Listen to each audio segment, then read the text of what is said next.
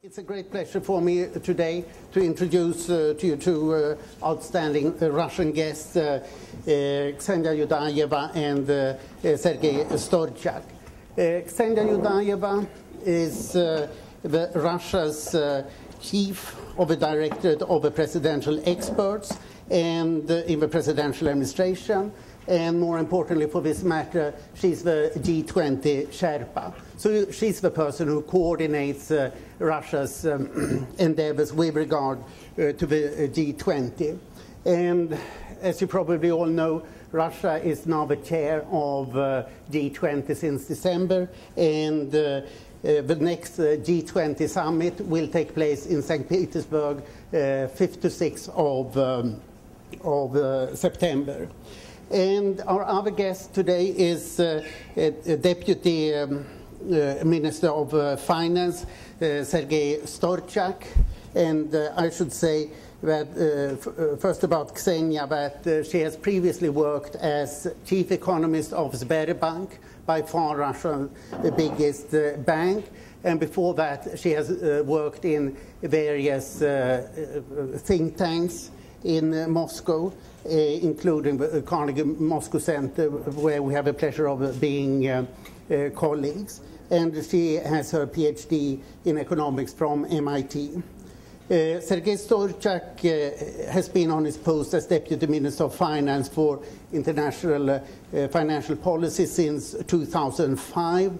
Before that, he was Deputy Chairman of the Bank, and by background, he's an economic diplomat. He has his PhD in international economics from Moscow State Institute for International Relations. And we'll do this like this, that first Ksenia will talk for 15-20 minutes about what Russia wants to accomplish with its chairmanship in the G20. And then Sergei Storchak will discuss more specifically the financial aspects of Russia's chairmanship in the G20. And after that, we will simply move to the stage and have questions and answers. So, Ksenia, the floor is yours.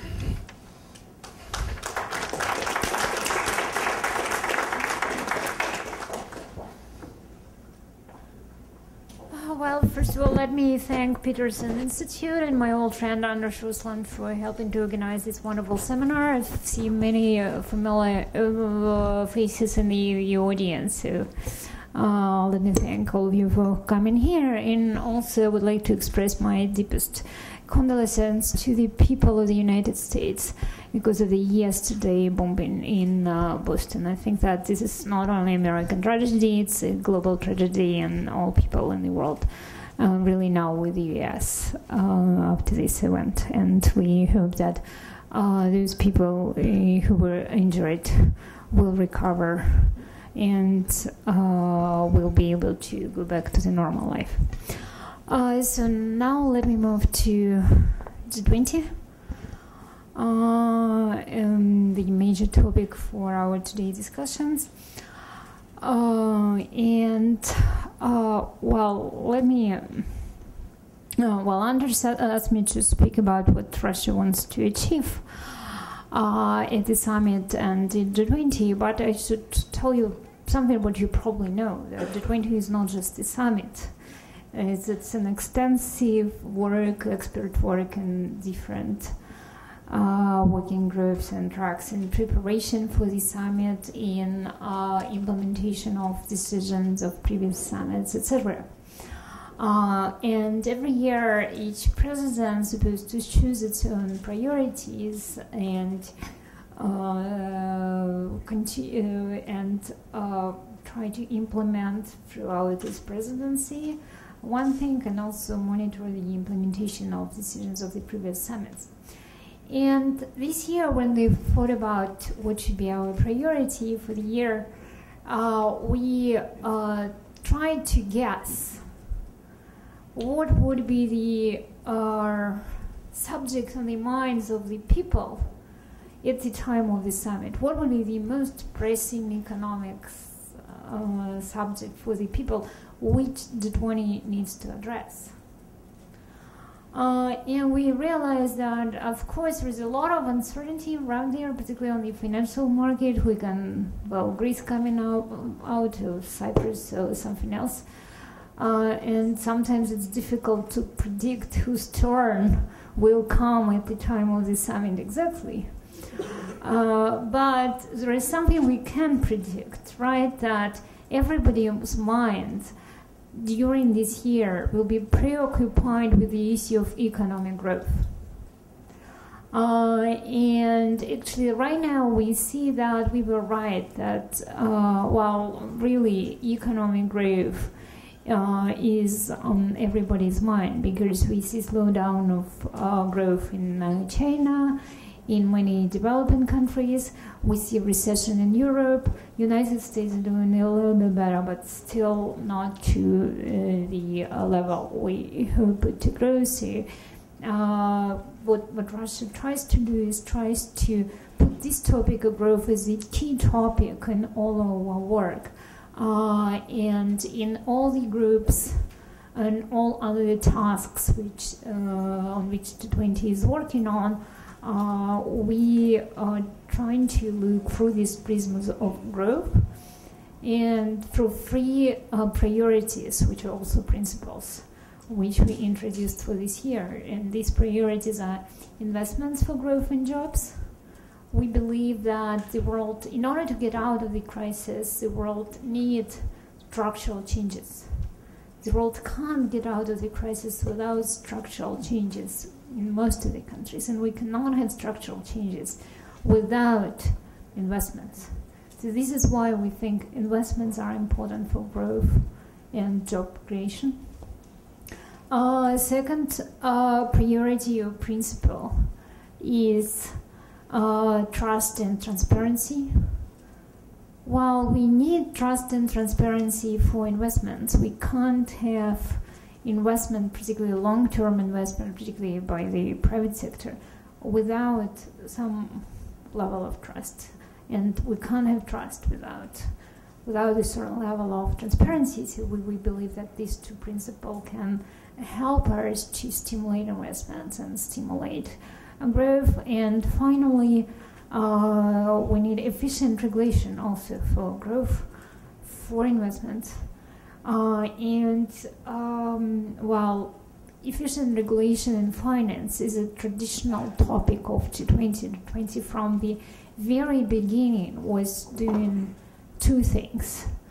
It was implementing policies to stop the ongoing crisis and implementing policy to prevent a repetition of this crisis some years to come.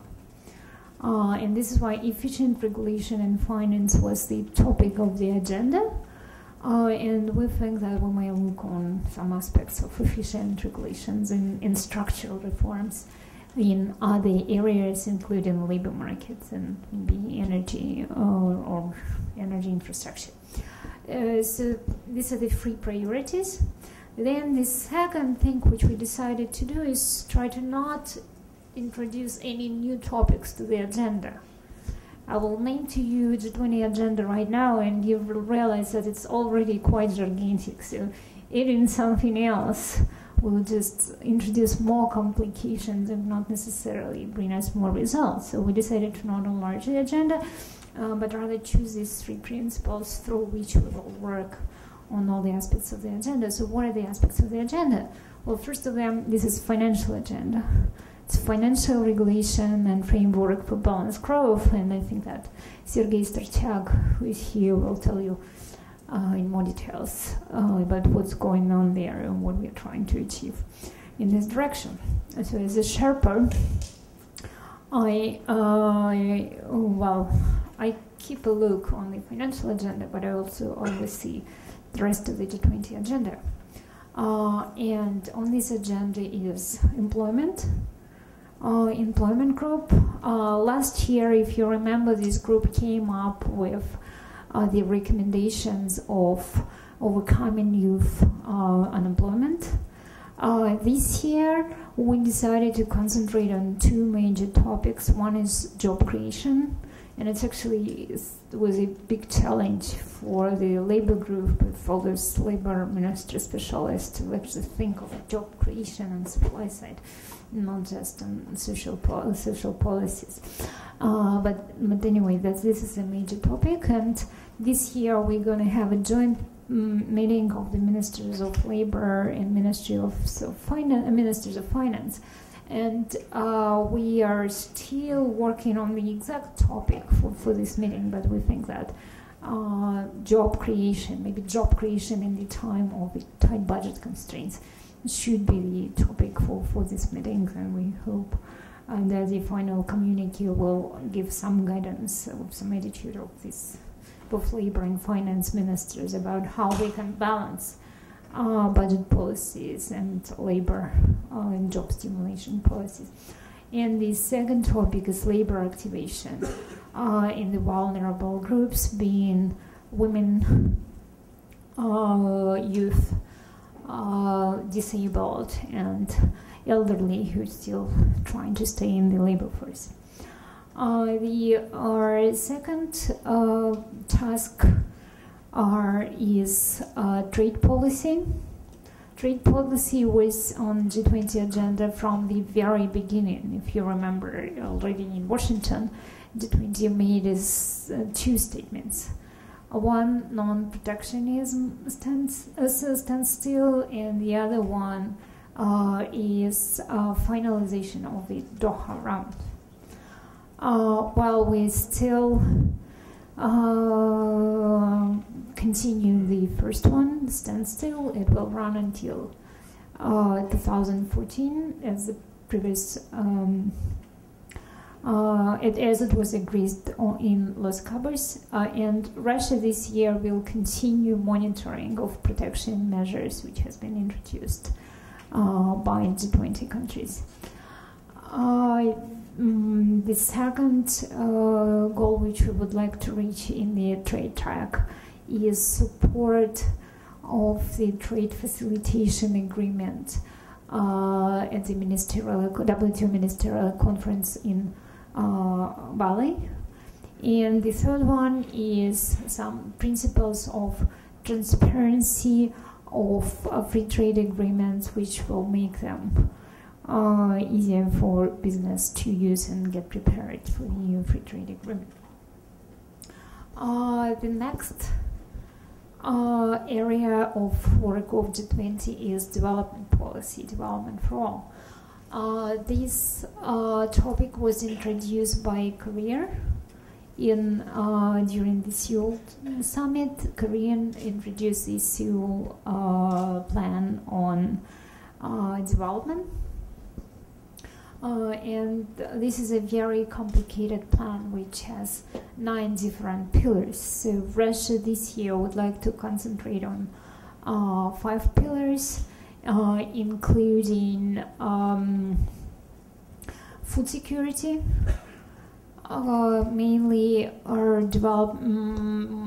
agricultural development, and food provision to and fight against malnutrition, and we will concentrate on provision of food in schools in particular. Well, Soviet Union introduced this tradition a long time ago, but we still think that it can be effective in order to provide food to children. The next layer is human resource development. Then financial inclusion and financial education, a topic which Russia introduced during its G8 presidency as G8 in 2006, and now we support this topic in G20 as well. And investment in infrastructure. While we work on investments more generally, I think Sergei will tell you more about this, but in development we would like to particularly concentrate on investment and infrastructure. And the last but not the least is our G20 support for 2015 development agenda. And I should say that I spent 2 days in New York yesterday and the day before yesterday, actually communicating with different UN officials about how G20 can assist and help UN to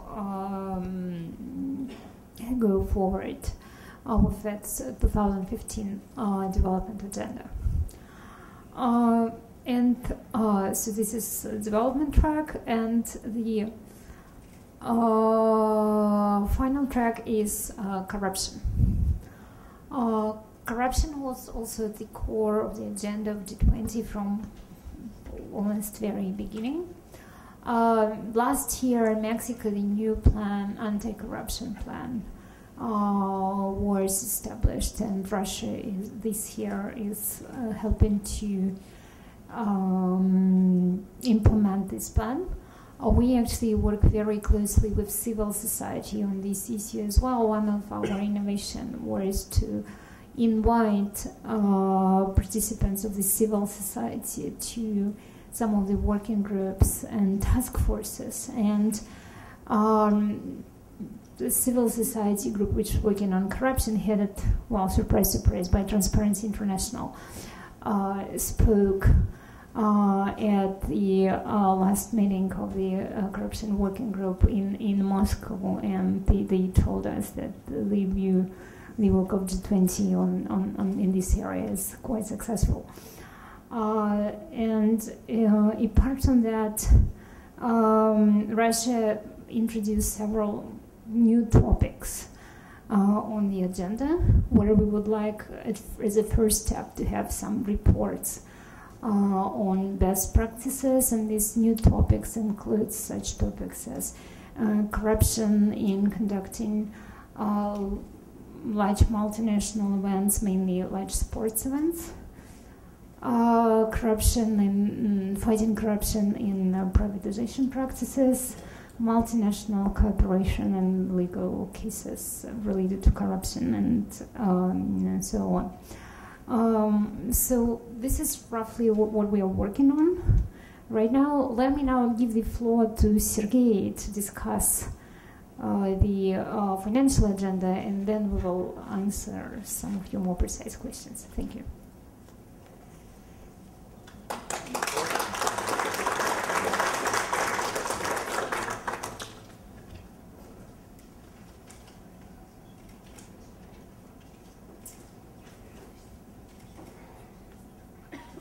Good afternoon to all. First of all, let me join Ksenia's words of thanks to Peterson Institute for inviting us to make these presentations of Russia's agenda.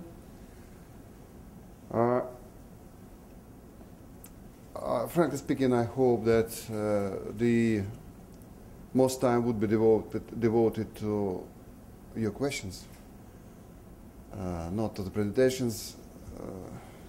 The Russia's priorities and Russia's agenda for G20 now is well known, I think. I hope so, at least. If it is not the case, it's a big misfortune for myself and for my team.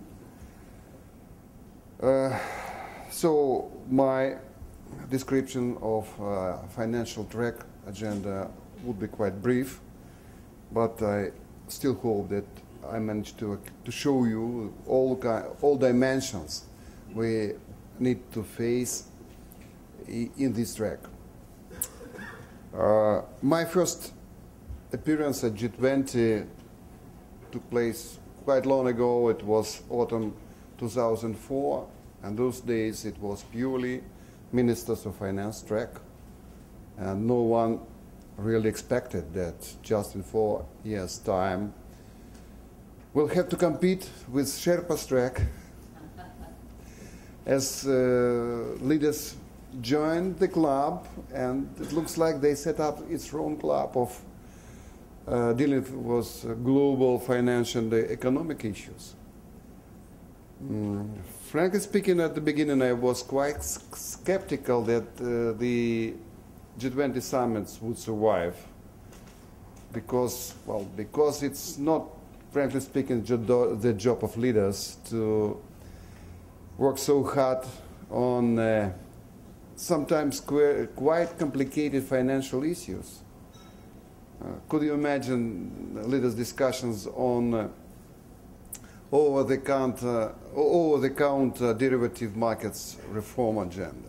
So something like this, even for people at the Ministry of Finance, it's still the case to understand how machinery is running, who is responsible for what, and where we are in this process.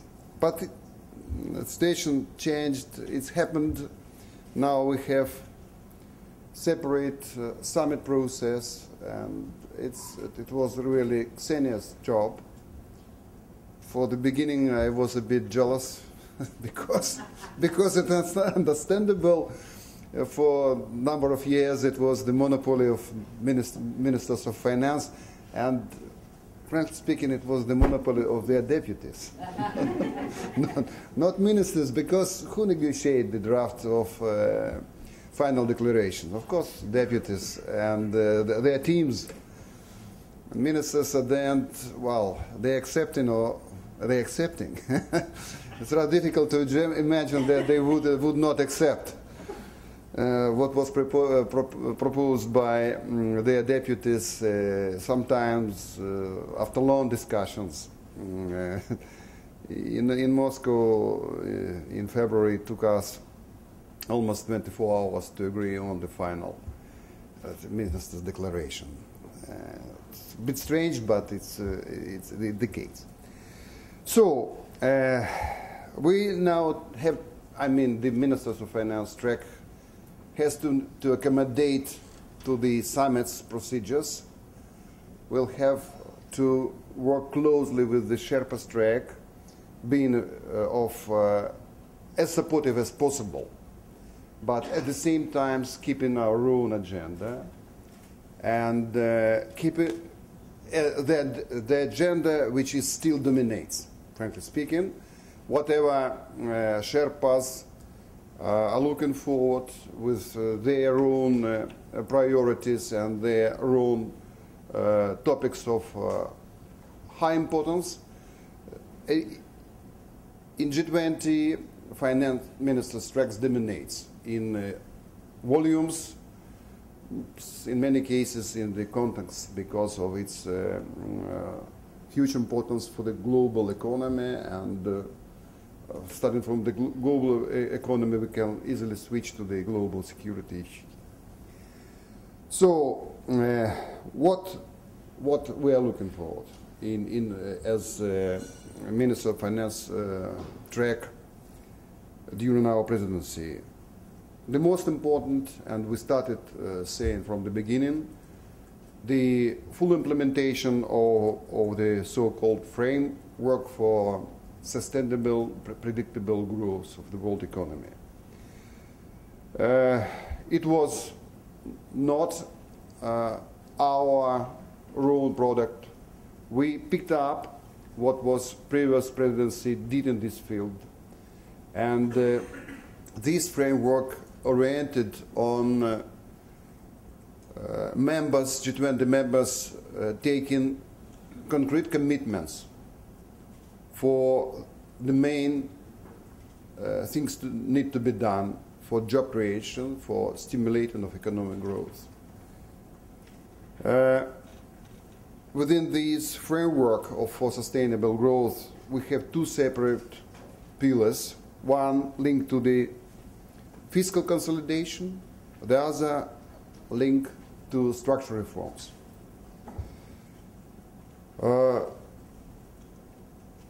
The biggest commitments in fiscal consolidations were taken in Toronto, when G members agreed on some guidelines dealing with the debt to GDP coefficients and some fiscal budget figures for their deficits. And it was commitments put on the paper with clear figures. Unfortunately, today I cannot say that all commitment taken were implemented in real life, but still we are lucky to continue this process. And after huge disputes within the specially set group on framework, we agreed this year, somewhere maybe in July during the coming Ministers' Finance meeting, or at least during summit, we will agree on new figures and on new commitments by developed nations. It's very important to understand that for the first time during, well, the existence of G20, not emerging markets nations who have to commit themselves to some sound policy measures, but developed nations with long history, with long traditions of sovereignty, they made this step towards global community and agreed to make commitments. We appreciated it very much, and at this stage I can assure you that all delegates at this group are very cooperative, trying to find exact approach, what kind of commitment can be taken at this stage, and what is beyond the authority and beyond what the market can treat as evident failure in case that we would not fulfill these commitments. So I have to repeat myself: debt GDP ratio and fiscal ratio, the deficit, budget deficit ratios. We looking forward to agree on these figures. Which is the other side of this story is clear guidelines on the measurement of successful or non-successful of structural reforms within all G20 jurisdictions.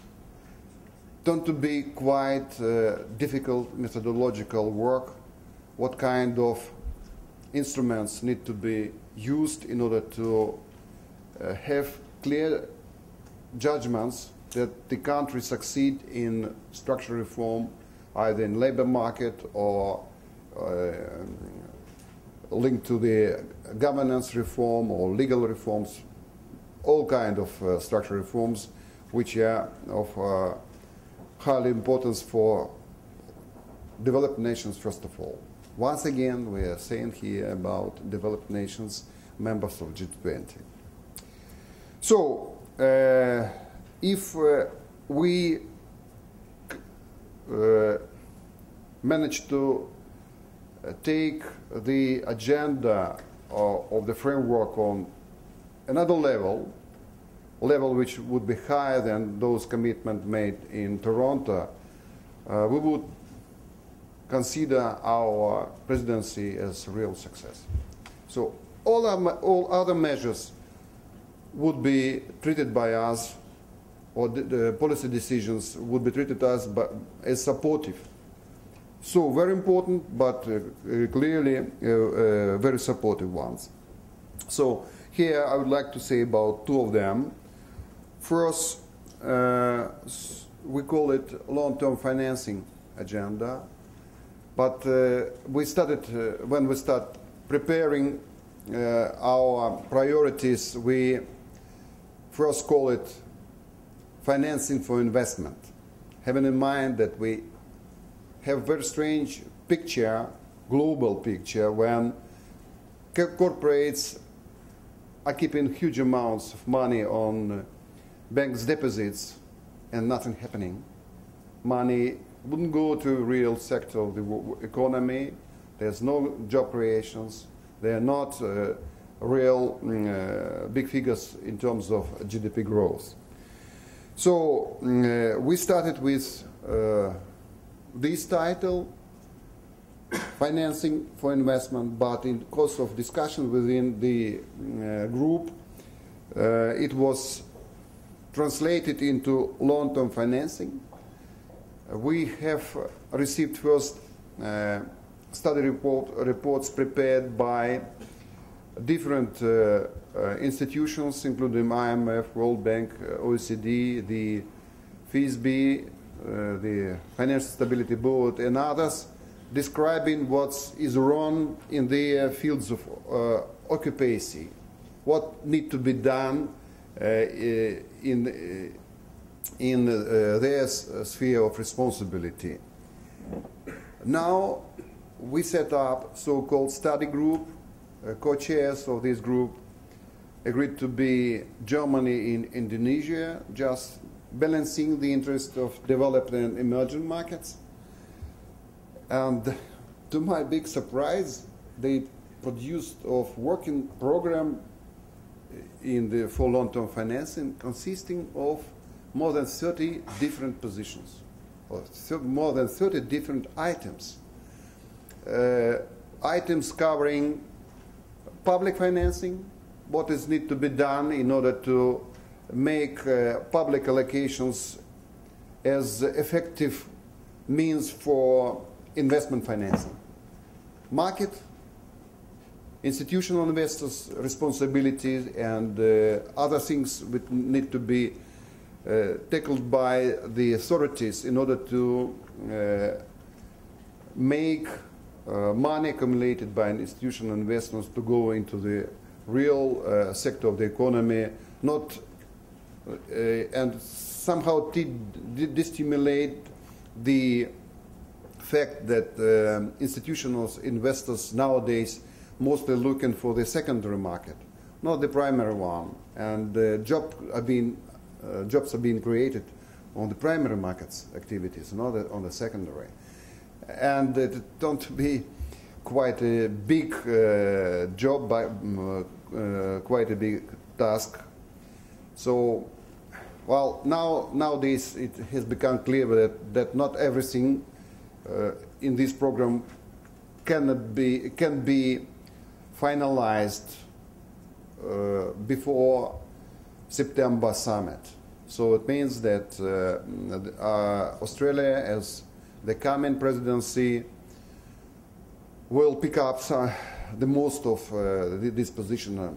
I have to say that really from these 30 different topics, they will have to go further with more than a half of them. So long-term financing, and another very big issue, very big story for us is, well, at the beginning we didn't refer to this as crisis prevention measures. We simply refer it to the debt management, public debt management issues. But now it has become clear that what we are looking for, it's closely linked to the long wish of many economists that developed nations would have real tools in their hands for country crisis prevention. We picked up debt management as one of our priorities for simple reasons.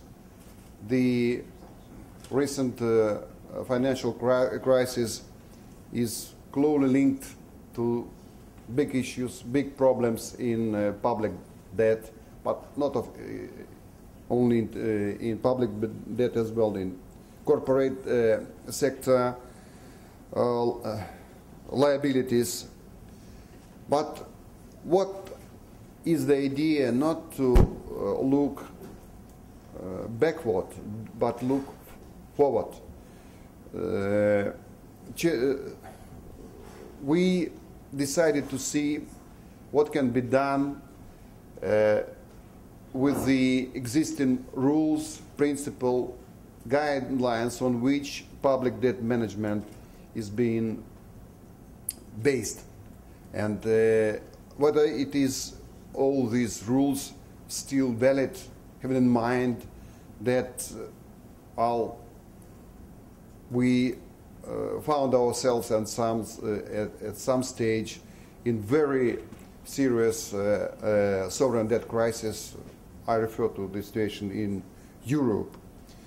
So today I can report to you that after some hesitations, colleagues agreed that we are right with our very preliminary predictions that not everything in the guidelines prepared by the World Bank and IMF more than 10 years ago as the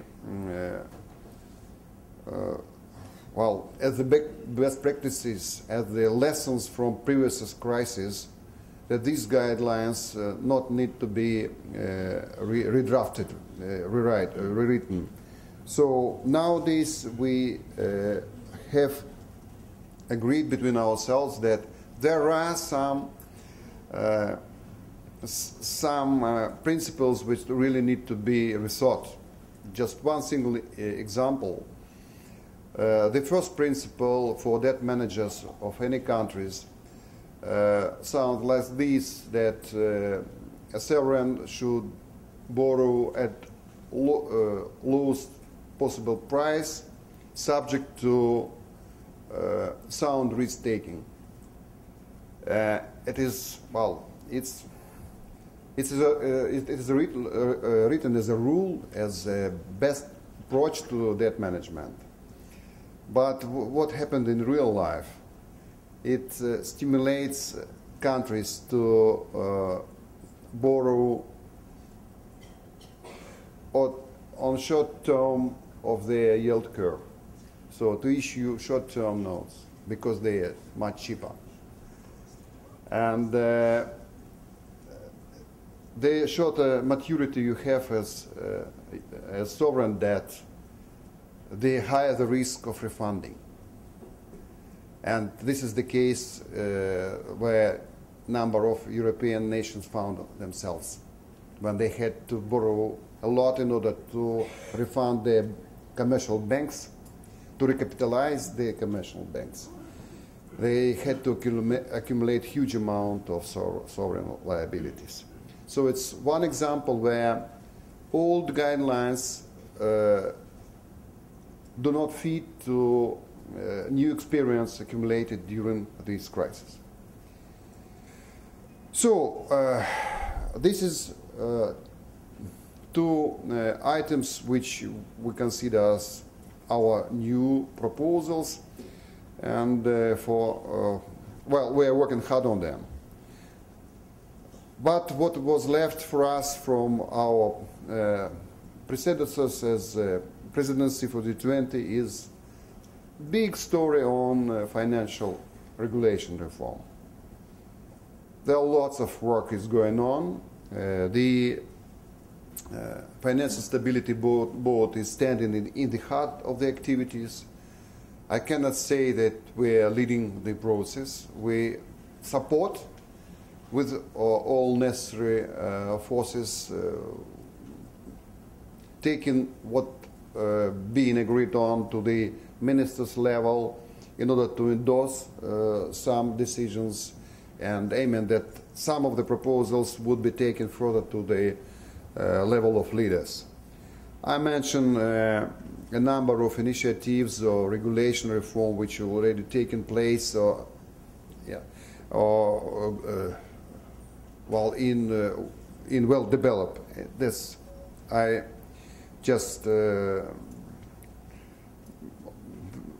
would not make any comments. So we need to end this story with the title "Too Big to Fail." Basel III implementation commitments. Basel III commitments to be implemented during this year.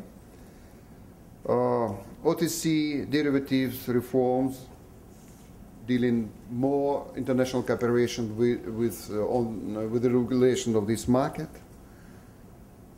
Very interesting, very important document with the title "Key Attributes for Effective bank resolution. So it's once again mutual cooperation on overcoming the crisis with banks. Credit rating agency problem, benchmarks like LIBOR problem, so, and other things like this. And to conclude, there's a special track for Ministers of Finance, which is titled International Financial Architecture Reform. This is IMF quotas, and it's the biggest issue, but it's not only the only one. Here we have a big job linked to the development of so-called local currency bond markets, reforms and development. So this is the financial track agenda. It's huge. Unfortunately, we failed to keep to our first promises, try to narrow it, but things, events are beyond our authority to control them, and it looks like Australia's presidency will have to deal with this, and let us wish them good luck. Thank you.